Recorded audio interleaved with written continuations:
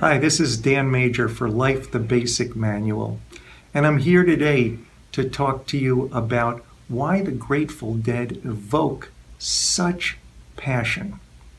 And this passion is on both sides of the fence.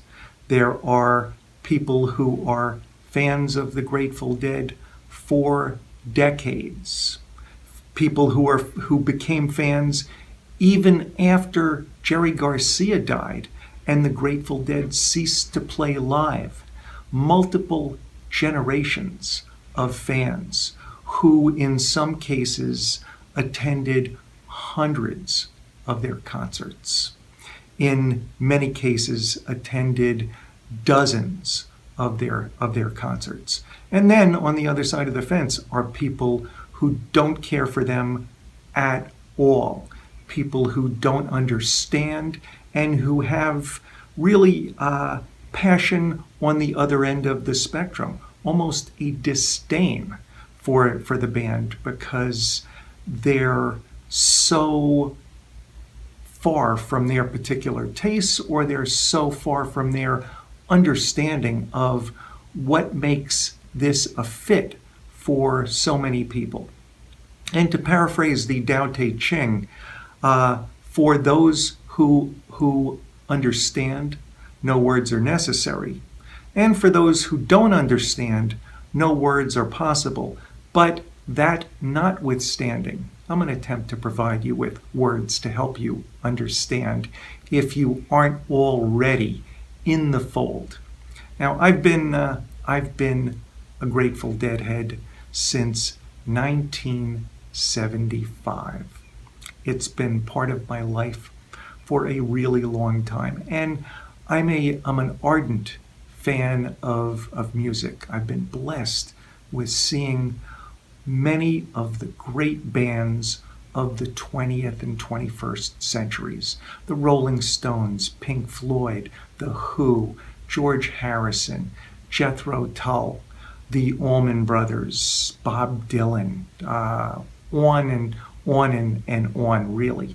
And those bands and those musicians, they evoke tremendous passion, including in me. But there are several things that distinguish the Grateful Dead and make them thoroughly unique. For one thing, they played together before the death of Jerry Garcia, tragically, in 1995 for 30 years. During that time, they played over 2,300 concerts, an average of 75 or 80 concerts a year for 30 years. Other bands occasionally went on tour. The Grateful Dead were always on tour. As Jerry Garcia himself described in an interview, the Grateful Dead are a lot like licorice. Not everyone likes licorice, but the people who like licorice often really, really like it. Bill Graham, the legendary rock promoter, who was based in San Francisco and promoted a great many Grateful Dead concerts there, hundreds of shows, until his own tragic passing in the late 90s or early 2000s, described them not as the best at what they do, but the only ones that do what they do.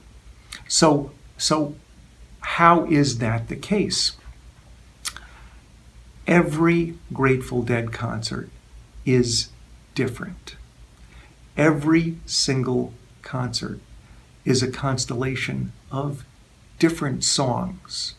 And across different performances, even when they play the same song, say 6 or 7 nights later, or several months later, or several years later, they play them in different ways. Sometimes the arrangement shifts, sometimes they jam longer or differently. There are different areas of focus and accent.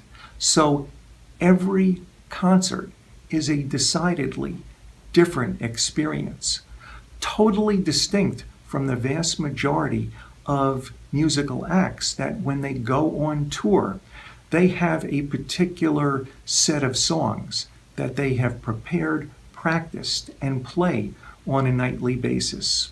Now, this particular set may have some flexibility in it, where one or two songs may change from performance to performance.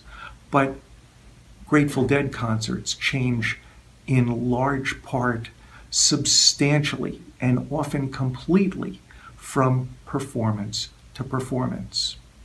If I saw 5 concerts in a row, say during their New Year's Eve stand at the Oakland Auditorium Arena in late December to New Year's Eve 1982, every concert was completely different, and perhaps they repeated 3 or 4 songs, maybe 5 at the most, across those 5 concerts.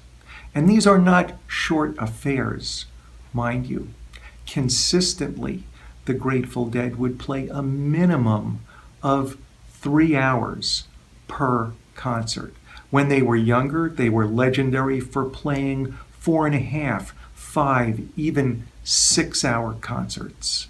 They got to the point where they settled into a groove where they would play consistently 3 hours, and that didn't include the set break, the intermission between the 2 sets that typically lasted 40 to 45 minutes.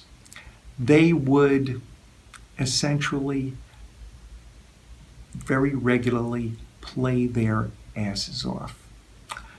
There was very little form when it came to Grateful Dead concerts. Very little fluff in terms of the production.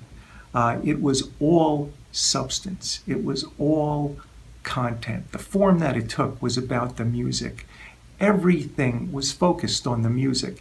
They had an excellent light show. They had a state-of-the-art sound system beginning in the 1970s, early on.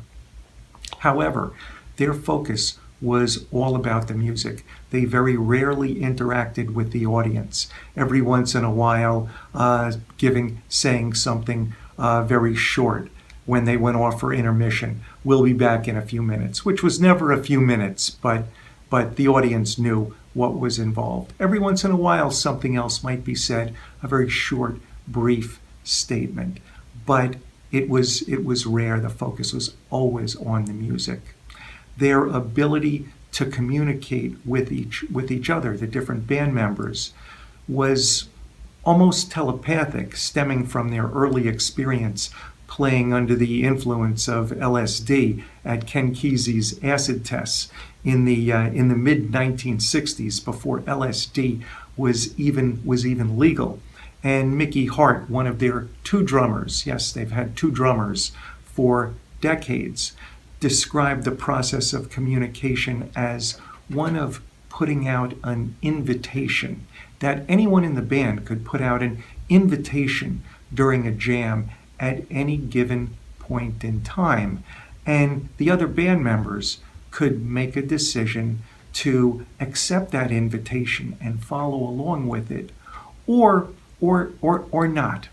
And sometimes this resulted in this marvelous and exquisite synchronicity, and sometimes it looked and sounded a little bit like a car wreck.